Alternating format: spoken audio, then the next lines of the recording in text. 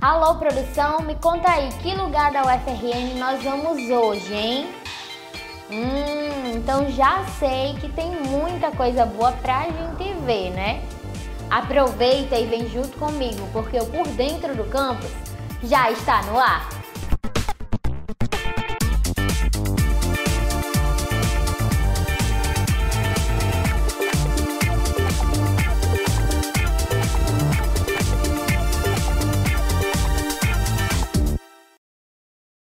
Aqui no PDC nós sempre destacamos a união da universidade com a comunidade externa. E no programa de hoje nós estamos em um lugar onde é desenvolvido diversas pesquisas importantes para a sociedade. O Centro de Biociências, mais conhecido como o CB, que fica aqui no campus central da UFRN. Em 1974 foi criado o antigo Centro de Ciências Exatas e Naturais da UFRN, que em 1998 se dividiu em Centro de Ciências Exatas e da Terra e no atual Centro de Biociências. 5 cursos de graduação funcionam aqui no CB. São eles: Engenharia de Aquicultura, Biomedicina, Ciências Biológicas à Distância e Ecologia. Fora os 9 cursos da pós-graduação. São mais de 290 servidores e cerca de 1.500 alunos, que se dividem entre os 5 cursos do centro e de outras graduações, como Medicina, Odontologia, Enfermagem, Fisioterapia, Educação Física, Nutrição, Zootecnia e Farmácia, que frequentam o CB para cursar as disciplinas básicas. O Centro de Biociências tem cerca de 70 laboratórios destinados a pesquisas acadêmicas e aulas práticas. Também faz parte do CB o Museu de Ciências Morfológicas, que abriga o acervo do Museu do Mar, do Museu de Anatomia Comparada e do Museu de Anatomia Humana. Para entender melhor sobre o que o Centro de Biociências desenvolve durante todo o ano e entrega para a sociedade, nós vamos conversar com o professor e diretor do Centro de Biociências, Jefferson de Souza. Seja bem-vindo, professor, ao Por Dentro do Campus. Boa tarde. Boa tarde. Então, o CB, ele reúne vários departamentos. Eu gostaria que o senhor falasse como é a organização desse centro. O Centro de Biociências ele é formado na década de 70, ele antes era Instituto Biomédico. Então ele é formado no Hospital das Clínicas junto à Faculdade de Farmácia e depois ele se transforma em Centro de Biociências.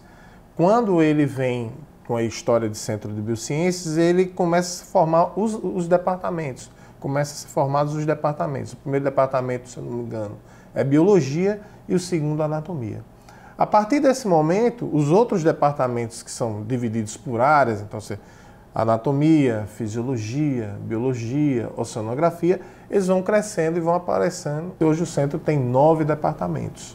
Esse ano o centro completa 50 anos e existe uma cultura de pesquisa muito forte, muito consolidada, com projetos inclusive premiados e reconhecidos. Eu gostaria que o senhor falasse um pouco sobre o que essas pesquisas entregam, né? O que elas propõem para a sociedade. O primeiro curso do Centro de Biociências é o curso de Ciências Biológicas.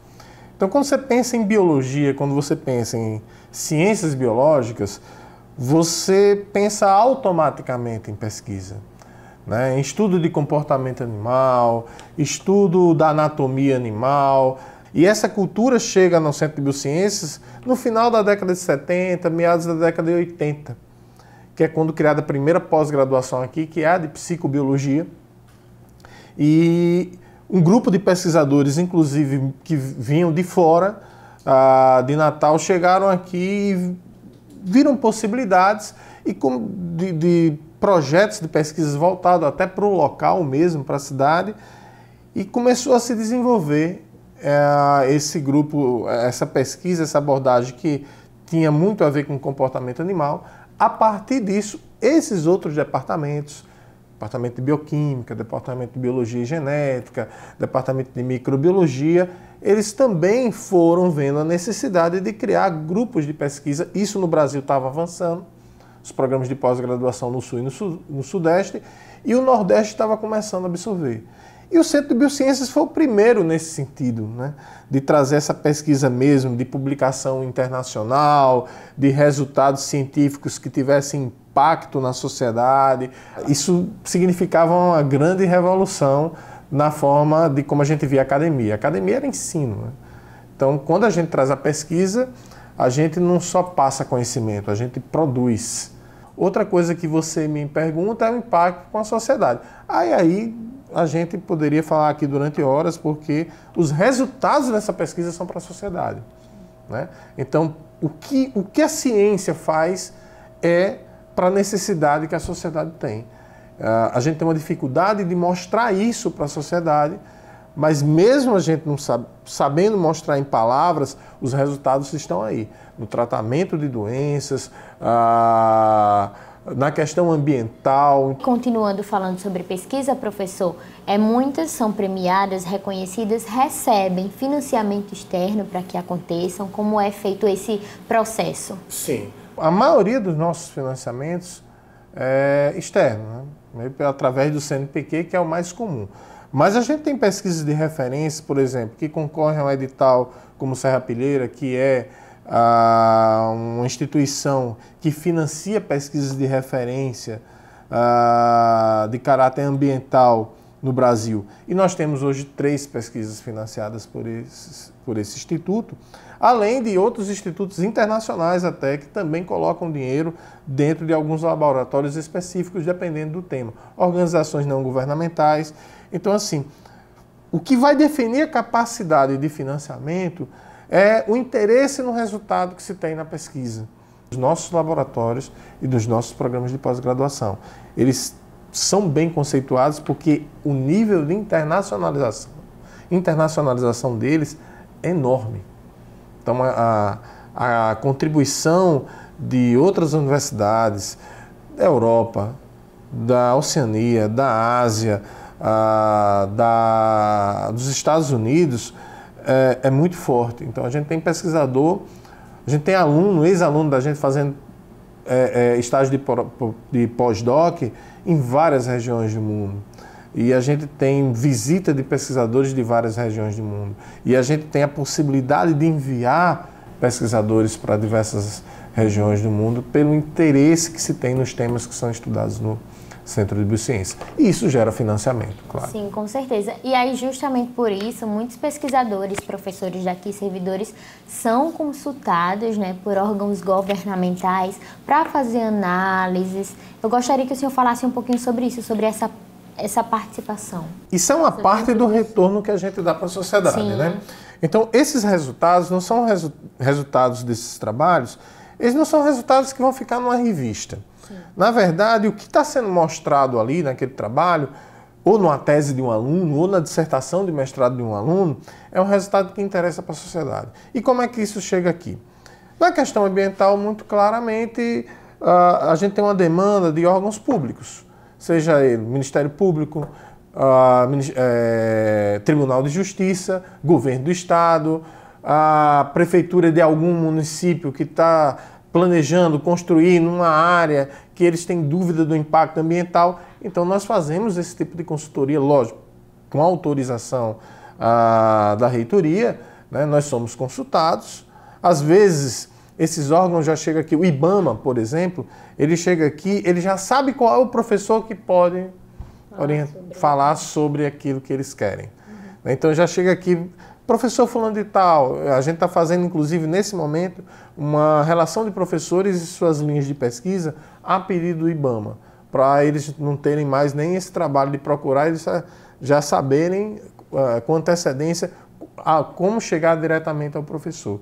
Então, a gente presta toda essa consultoria e, entre outras coisas, né? Hoje a gente tem aqui no Rio Grande do Norte um problema com febre amarela, e nós fomos procurados, até porque foi detectado aqui dentro no animal, a gente foi procurado pelo Ministério da Saúde e teve um trabalho mais ou menos de um mês de colaboração entre Ministério da Saúde, Secretaria Municipal e Estadual de Saúde para abordar esse problema da febre amarela que pode chegar em alguns pontos isolados do Rio Grande do Norte. Então nós fizemos simpósio, Eles vieram para cá, trabalharam, conversaram, discutiram um projeto de pesquisa e hoje a gente tem uma linha de pesquisadores voltados para responder esses questionamentos deles, né? E eles querem saber os resultados que nós estamos conseguindo obter aqui com essas pesquisas. Nós vamos para um rápido intervalo. A entrevista não acabou por aqui. No próximo bloco nós voltamos com mais informações sobre o Centro de Biociências com o professor Jefferson de Souza.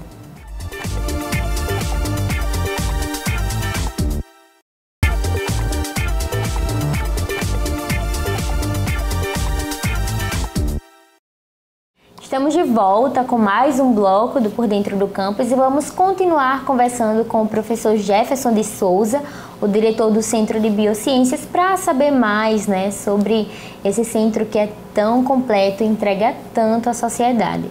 Professor, falando agora sobre os laboratórios, aqui existem cerca de 70 laboratórios, né? Alguns bem específicos, como os laboratórios, de anatomia. Eu gostaria de saber como é que eles funcionam. Todo mundo gosta muito da questão da anatomia, porque é lá onde tem as peças, né, que os estudantes de medicina principalmente estudam.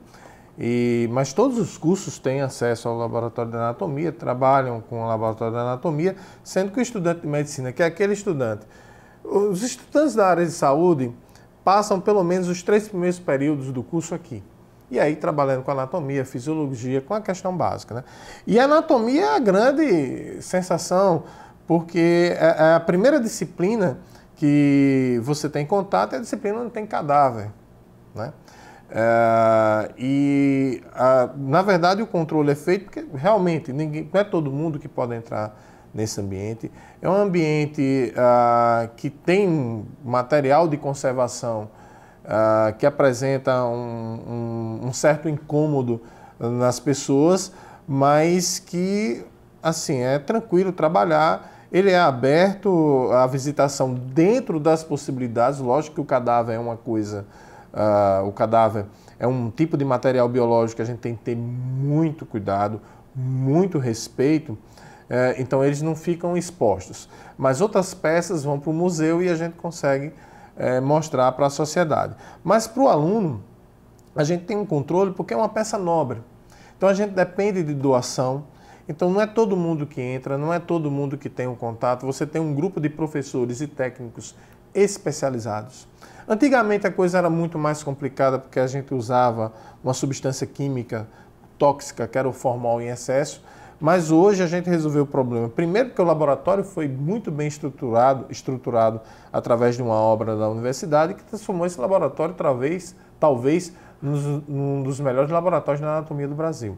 E segundo, que hoje a gente tem um laboratório de plastinação, que é uma técnica de conservação de cadáver que não é tão tóxica, que não causa tanto incômodo. E isso é uma coisa meio que revolucionária no estudo da anatomia, que é o transformar uma peça, seja um coração, seja um cérebro, ou um cadáver inteiro, que é isso que é uma coisa que está sendo feita, está sendo estudado pelo pessoal do laboratório, quase que numa peça plástica. Mas ela é uma peça biológica, mas ela fica numa textura como se fosse um plástico. Então fica uma questão um pouco mais agradável de estudar. E isso está tendo um impacto muito grande na qualidade de estudo, no tempo que a gente passa dentro do laboratório, fica uma coisa mais viável, mais tranquilo para o aluno e para os profissionais que trabalham lá. Eu queria que o senhor falasse agora um pouquinho sobre o trabalho do CB durante a pandemia de Covid-19. O senhor me disse, antes de começarmos a gravar, que o centro não parou. Então, assim, imagino que foram muitas pesquisas aí que vocês desenvolveram ao longo desse período. A paralisação de tudo se deu, acho que no dia 17 de março de 2020. Isso foi uma terça-feira, se eu não me engano. Posso estar enganado agora. A gente parou até a sexta. Então, ninguém tinha ideia do que ia acontecer, ninguém tinha ideia do que estava acontecendo. A gente parou, fechou todo o laboratório, fechou todo o centro. Na segunda, que aí a gente já tem uma ideia do que estava passando, que era uma pandemia, que a coisa não estava fácil, a gente teve de abrir, até porque os laboratórios de pesquisa aqui trabalham com vida animal, animal experimental, e a gente não pode deixar tudo fechado. Então o centro teve de abrir. Sem falar que a Covid, ela é talvez seja um tema bastante estudado no Departamento de Microbiologia e Parasitologia. Então você tem uma área de virologia. Então isso era de um interesse muito forte para a gente, para esses pesquisadores, que inclusive publicaram no tema. Alguns desses pesquisadores, eu posso citar o professor Josélio, a professora Janeuza, eles prestaram consultoria para o governo do Estado, fizeram parte da comissão da universidade, da comissão do Estado, para várias agências de imprensa, dando informações, trabalhando com informações, deixando a população informada, explicando o que era vírus, explicando o que era Covid, posteriormente explicando a importância da vacina, como é que estava o adiantamento dessa produção da vacina. Então, a gente foi muito efetivo nesse momento. A gente não podia fechar. Agora, a gente teve um desafio, que era fazer essa abertura com todo o controle sanitário possível. A gente foi muito consultado com relação a guardar as vacinas aqui no CB, né? Então, há um ambiente de guarda de vacina e a gente também disponibilizou, a gente tinha freezer -70, eu acho que não foi usado, mas a gente ainda conseguiu disponibilizar para a Secretaria Estadual de Saúde. Alguns servidores e alunos que trabalhavam nesses laboratórios, tinham experiência com vírus, tinham experiência de trabalhar com laboratório de segurança, eles foram demandados pelo Instituto de Medicina Tropical, então eles se colocaram à disposição. E os resultados depois dos trabalhos de pesquisa, né? Que também causaram impacto, devem ter causado impacto na sociedade, porque foram trabalhos feitos com aquela abordagem junto a essa pandemia, não só no caráter do próprio vírus, nas características biológicas, nos possíveis tratamentos, como também no caráter psicológico. Então a gente teve aqui abordagens de alguns trabalhos da psicobiologia, por exemplo, com relação à depressão pós-pandemia, que isso é um problema que até hoje nós temos. Então a gente teve toda essa contribuição, a gente realmente não conseguiu parar e não poderia parar, porque eu acho que era um momento em que a sociedade estava precisando muito da academia, precisando muito da ciência. Aquele é um momento que a gente tinha de estar realmente trabalhando. Não era uma questão de luxo, era uma questão de necessidade da sociedade, que a gente precisasse continuasse o trabalho. Uhum. Que bom que a gente tinha, né, o Centro de Biociências para dar esse suporte, fazer esse trabalho mesmo. Professor, eu quero agradecer a sua participação aqui no Por Dentro do Campus. Foi um prazer ouvi-lo, né, saber mais sobre o Centro de Biociências.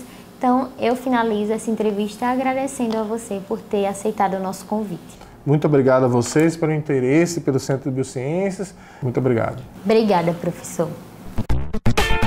E olha só que legal, o Departamento de Botânica e Zoologia conduz aqui no CB um projeto de extensão para os alunos das redes pública e privada de Natal. É o projeto de Educação Ambiental e Ecoturismo Científico Vem pra Mata dos Saguis. O coordenador é o professor Gabriel Damasco do Vale. Vamos conferir mais detalhes na reportagem. Oi, gente, sabe onde é que fica esse espaço verde aqui no meio de construções administrativas e salas de aula? Um espaço repleto de flora e fauna? Não? Então vem comigo que eu vou te mostrar agora. Próximo ao Centro de Biociências da UFRN, existe um espaço de aproximadamente 15 mil metros quadrados que chama a atenção. A Mata dos Saguis é um laboratório natural que concentra atividades ligadas ao ensino, pesquisa e extensão. O projeto Vem pra Mata dos Saguis começou com a ideia de revitalização desse espaço. Depois da pandemia e do retorno das aulas presenciais, esse espaço estava completamente abandonado. E esse espaço é muito importante para a comunidade aqui na universidade, tá?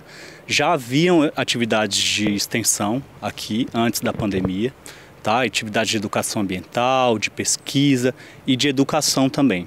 Mas durante a pandemia, esse espaço ficou totalmente abandonado e com a volta das aulas presenciais, houve a necessidade de revitalizar esse espaço.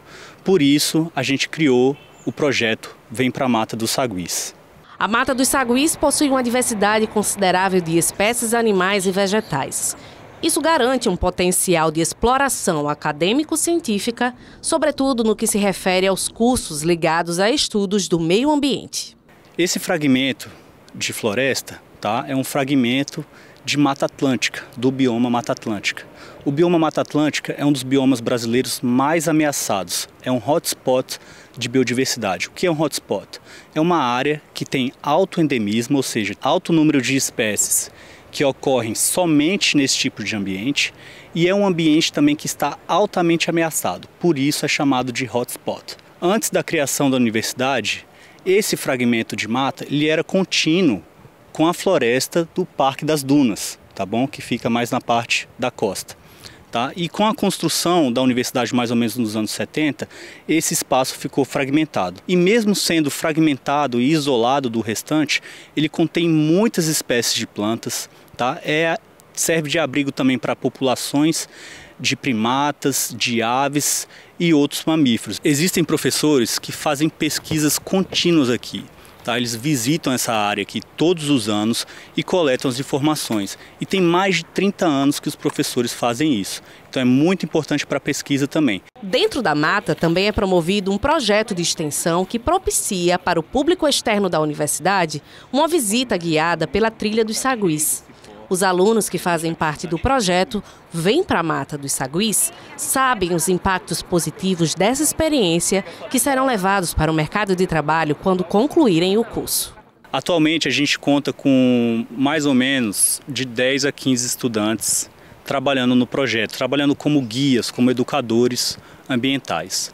Os alunos vieram principalmente do Departamento de Ecologia e do Departamento de Botânica e Zoologia. O GEECO ele é um grupo de educação ambiental e ecoturismo científico, criado por nós, alunos da UFRN, no ano passado, no final do ano passado mais ou menos. E a gente viu, somos em torno de 11 pessoas e nós vimos a necessidade que a comunidade externa das escolas, elas precisavam de práticas como essa, práticas sustentáveis de educação ambiental. Nossas atividades, elas envolvem a palestra que a gente dá no anfiteatro. E aí, depois dessa palestra, nós trazemos os alunos, os visitantes, para a Trilha do Sagui, para ter aquela prática do que foi visto no anfiteatro, que são conceitos de conservação, preservação, a necessidade da mudança de comportamento dos seres humanos. A Trilha dos Saguis está aberta para a visitação de escolas e grupos em geral, mediante agendamento. Para saber mais detalhes sobre o projeto, acesse o site da Mata dos Saguis. Você também pode entrar em contato pelo Instagram do Grupo de Educação Ambiental e Ecoturismo Científico. É assim que o Por Dentro do Campus de hoje se despede, mas estaremos de volta na semana que vem.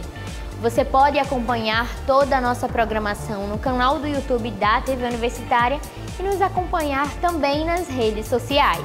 Até mais!